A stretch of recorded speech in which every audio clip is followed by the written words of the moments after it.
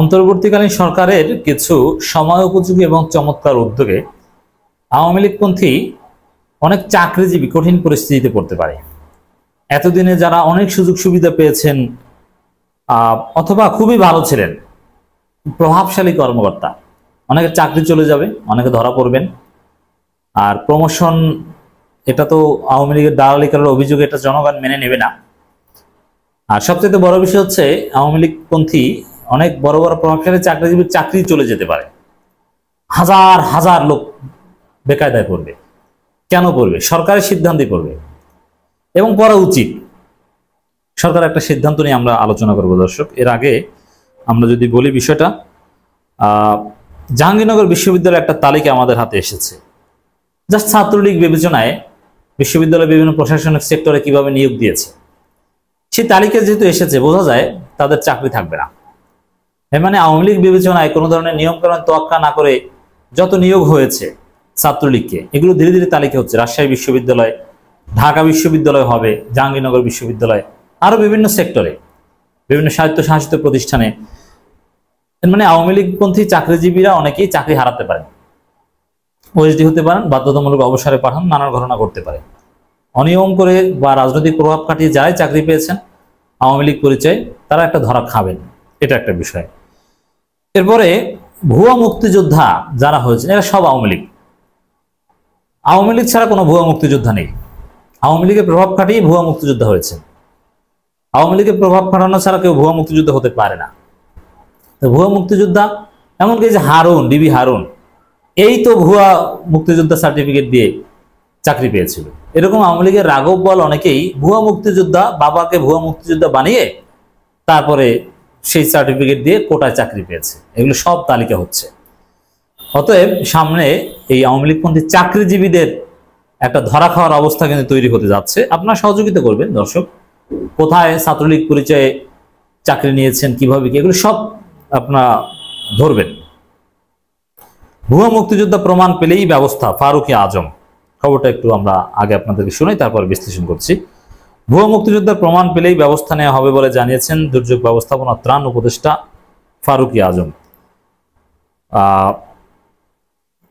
উপদেষ্টা ফারুক আজম বলেন, কেউ মুক্তিযোদ্ধা না হয়েও সুবিধা ভোগ করেন কিংবা সন্তানরা চাকরি নিয়ে থাকেন, তাহলে তাদের বিরুদ্ধে ব্যবস্থা নেওয়া হবে। প্রকৃত মুক্তিযোদ্ধারা জাতির শ্রেষ্ঠ সন্তান, আর ভুয়া সার্টিফিকেট দাঁড়িয়ে জাতির সঙ্গে প্রতারণা করেছেন।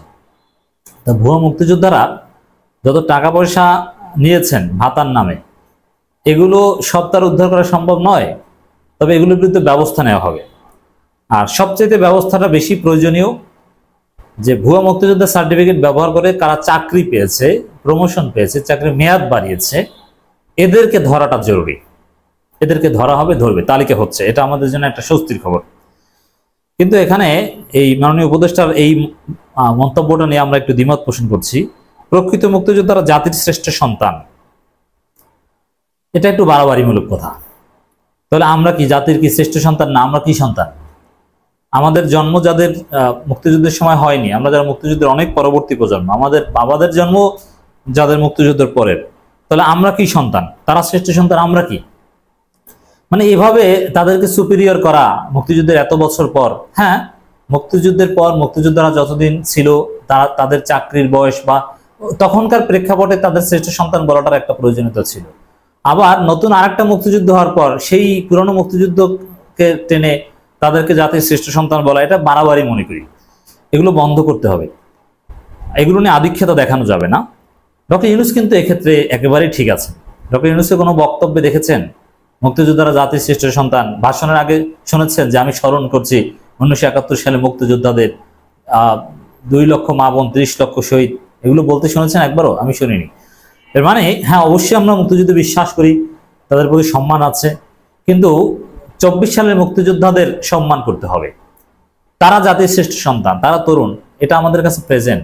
আর 71 আমাদের কাছে অপরিচিত। আমরা যতটুকু পড়েছি তার একটা অংশ আমাদেরকে বিকৃত ইতিহাস শেখানো হয়েছে, অথবা সেটার প্রাসঙ্গিকতা এখন কম। তো 24 আসার পর 71-এর গুরুত্ব অতটা থাকে না। এই জন্যে এই মুক্তিযোদ্ধারা জাতির শ্রেষ্ঠ সন্তান বা আধিক্যতামূলক কথা, এটা আওয়ামী ন্যারেটিভের বহিঃপ্রকাশ, এটা শাহবাগী টাইপের কথা। এটা এক সময় প্রয়োজনীয়তা থাকলেও বা সত্য হলেও 24-এর মুক্তিযুদ্ধের পর, জুলাই আগস্টের পর এটার প্রাসঙ্গিকতা থাকে না। এই জন্য মুক্তিযোদ্ধারা জাতির শ্রেষ্ঠ সন্তান বা এইভাবে বলা যাবে না, এটা আমরা নিরুৎসাহিত করবো সবসময়।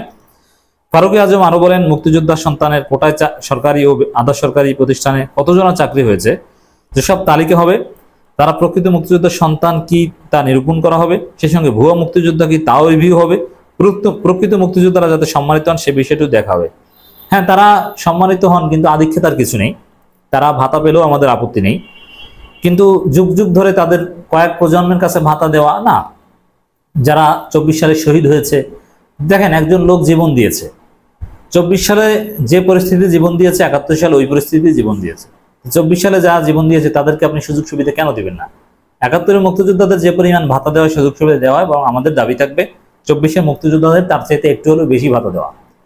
কারণ তারা যে পরিস্থিতি জীবন দিয়েছে এটা ছিল আরো কঠিন, সরাসরি নিশ্চিত মৃত্যু। আর 71 সালে মুক্তিযুদ্ধ করতে গেলে মৃত্যু নাও হতে পারে, এরকম অনেক সেক্টর ছিল, অথবা এরকম ব্যাপকভাবে যুদ্ধের প্রয়োজন হয়নি। অনেকে জাস্ট ট্রেনিং নিয়েছে, কিন্তু শেষ পর্যন্ত সম্মুখ সমর প্রয়োজন হয়নি। কিন্তু 24 সালে প্রত্যেকটা ইঞ্চিতে ইঞ্চিতে আওয়ামী লীগ, ফেসিবাদ, পুলিশ, র্যাব, আর্মি এদের সাথে লড়তে হয়েছে, হাজার হাজার মানুষ জীবন দিয়েছে। যাই হোক দর্শক, ফারুক আজমের এই বক্তব্য থেকে একটা বিষয় স্পষ্ট, এবং বিভিন্ন বিশ্ববিদ্যালয়ে ছাত্রলীগের পরিচয় ব্যবহার করে যারা চাকরি পেয়েছেন, যে আওয়ামী লীগপন্থী চাকরিজীবীদের জন্য সামনে একটা কঠিন পরিস্থিতি আসছে, তখন আমরা এটা এনজয় করব।